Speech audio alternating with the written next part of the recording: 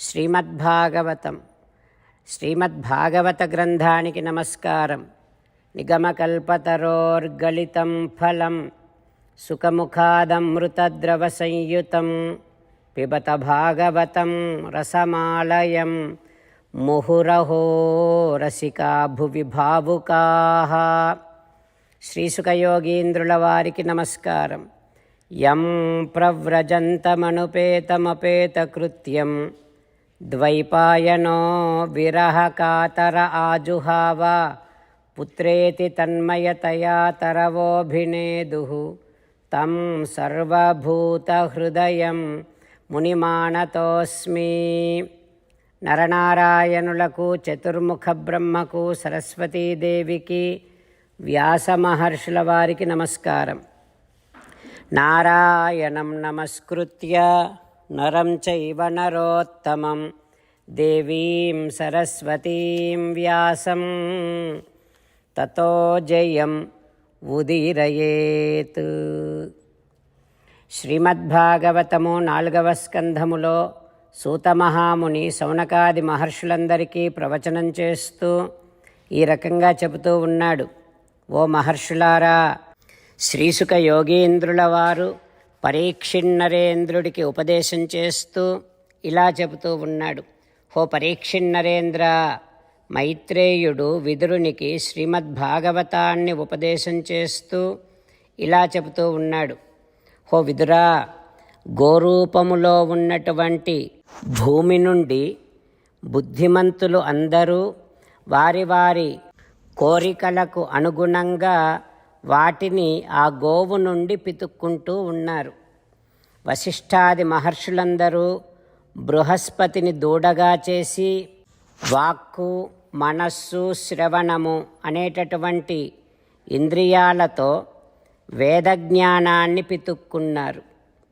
దేవతలేమో కృత్వా వత్సం సురగణాయింద్రం సోమం అదూదుహన్, ఇంద్రుడిని దూడగా చేసి బంగారు పాత్రలో మనశ్శక్తిని, ఇంద్రియ శక్తిని పితుక్కున్నారు దేవతలు.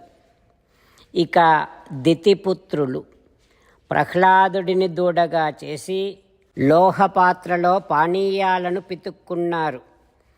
ఇక గంధర్వులు, అప్సరసలు విశ్వావసువును దూడగా చేసి పద్మమును పాత్రగా చేసి సౌందర్యాన్ని పితుక్కున్నారు.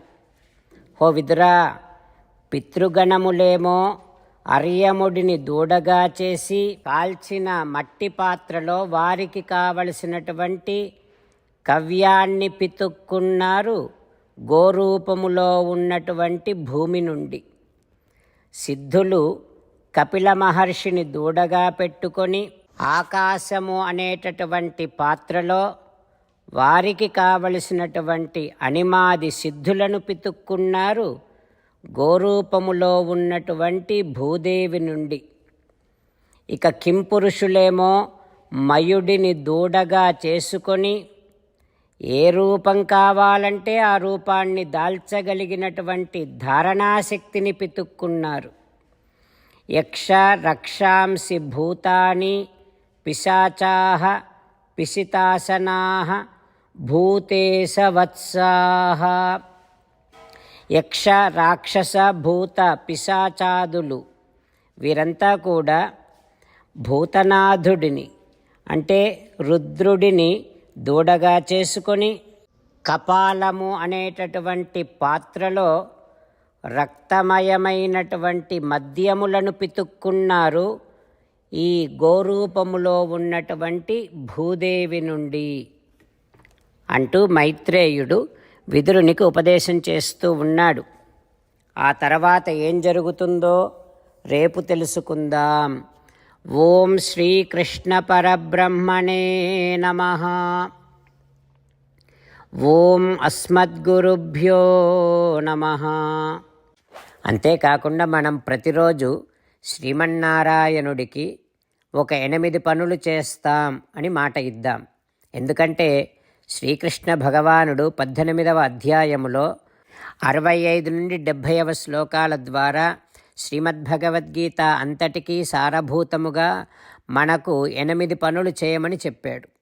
అలా చేస్తే చాలు, నేను మిమ్మల్ని అన్ని విధాలుగా రక్షిస్తా అని ప్రమాణపూర్వకముగా ప్రతిజ్ఞ కూడా చేశాడు.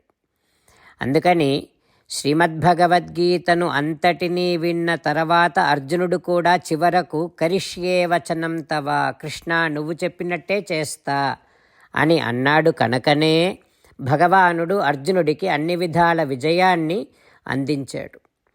మనం కూడా ప్రతిరోజు శ్రీమన్నారాయణుడికి ఆ రకంగానే మాట ఇద్దాం. 8 పనులు చేస్తాం అని మనము మాట ఇస్తే అది అష్టాక్షరీ మహామంత్ర జపము చేసినటువంటి ఫలితాన్ని మనకు ప్రతిరోజు ఇస్తుంది. ఇట్లా మాట ఇవ్వటం కంటే గొప్ప పూజ, యజ్ఞము, తపస్సు మరొక్కటి లేనే లేదు. అందుకని నేను అంటూ ఉంటాను, మీరు మనస్సులో భావిస్తూ ఉండండి. ఈ రకంగా మనము మాట ఇస్తూ ఉంటే శ్రీకృష్ణ భగవానుడి ముఖారవిందములో కలిగేటటువంటి ఆనందాన్ని మనం ప్రతిరోజు దర్శిద్దాం, ఆస్వాదిద్దాం.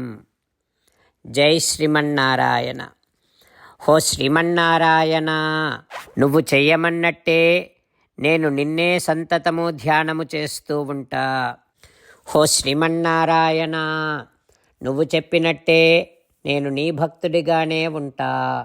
హో శ్రీమన్నారాయణ, నువ్వు చెయ్యమన్నట్టే నేను నా విధులను, కర్తవ్యాలను నీ సేవగా, నీ తృప్తి కోసమనే సక్రమంగా నిర్వర్తిస్తూ ఉంటా. హో శ్రీమన్నారాయణ, నువ్వు చెప్పినట్టే నేను నీవాడిని అనే మహావిశ్వాసముతో నీకే నమస్కరిస్తూ ఉంటా. హో శ్రీమన్నారాయణ, మామేకం శరణం వ్రజ, నన్ను ఒక్కడిని మాత్రమే శరణు వేడుకో అని నువ్వే అన్నావు కనుక నేను నిన్ను ఒక్కడిని మాత్రమే శరణు వేడుకుంటా. హో శ్రీమన్నారాయణ, మా శుచః, ఇక దుఃఖించకు అని నువ్వే నాకు భరోసా ఇస్తున్నావు కనుక నేను ఇక దుఃఖించను. హో శ్రీమన్నారాయణ, నువ్వు చెప్పినట్టే నువ్వు నా కోసమని అనుగ్రహించినటువంటి శ్రీమద్భగవద్గీతను ప్రతిరోజు కనీసము 1 శ్లోకాన్నైనా జ్ఞాపకం చేసుకుంటూ శ్రీమద్భగవద్గీతను అనుసంధానము చేస్తూ ఉంటా. హో శ్రీమన్నారాయణ, నువ్వు చెప్పినట్టే నువ్వందరి కోసమని చెప్పినటువంటి శ్రీమద్భగవద్గీతను తెలియని భక్తులందరికీ తెలియచేసే నా వంతు ప్రయత్నాన్ని నేను నిరంతరము కొనసాగిస్తూనే ఉంటా. హో శ్రీమన్నారాయణ, నేను నువ్వు చెప్పినట్టే చేస్తా, నీకు నచ్చినట్టే ప్రవర్తిస్తా, నీకోసమే పని చేస్తూ ఉంటా. కరిష్యే వచనం తవ. జై శ్రీమన్నారాయణ. భక్తులకు ప్రత్యేకమైనటువంటి విజ్ఞాపన. మీకు అన్ని విషయాలలో వెంటనే మంచి ఫలితాలు రావాలి అనంటే ప్రతిరోజు 1 నిమిషం వెచ్చించి నారాయణాస్త్రాన్ని చదవండి. ఇక మీకు తిరిగే ఉండదు. నారాయణాస్త్రాన్ని పొందడానికి మీరేం చేయాలంటే నారాయణాస్త్రం అనే వెబ్సైట్కి వెళ్ళి మీ పేరు, మీ ఈమెయిల్ ఇస్తే మీ ఈమెయిల్కి నారాయణాస్త్రం PDF వస్తుంది. అందులో ఒక రామాయణ శ్లోకం, ఒక గీతా శ్లోకం, ఒక విష్ణునామం ఉంటాయి. ఆ 3ంటిని కలిపి నారాయణాస్త్రం అంటాం. ప్రతి ఒక్కరికి వేరువేరు శ్లోకాలను ఇస్తున్నాం. ఆ రకంగా ఎవరి శ్లోకాన్ని వారు ప్రతిరోజు తప్పనిసరిగా చదవటం వలన ప్రతిరోజు ప్రతి 24,000 భక్తులతో ఒకసారి సంపూర్ణ రామాయణ పారాయణ, 33 సార్లు శ్రీమద్భగవద్గీత పారాయణ, 24 సార్లు శ్రీ విష్ణు సహస్రనామ స్తోత్ర పారాయణ జరుగుతుంది. ప్రతి ఒక్కరికి అంతటి విశేష ఫలితము ప్రతిరోజు లభిస్తుంది. అందుకని మీరు, మీ కుటుంబ సభ్యులు అందరూ ఒక్కొక్కరు ఒక్కొక్క నారాయణాస్త్రాన్ని వెంటనే పొందండి. జై శ్రీమన్నారాయణ.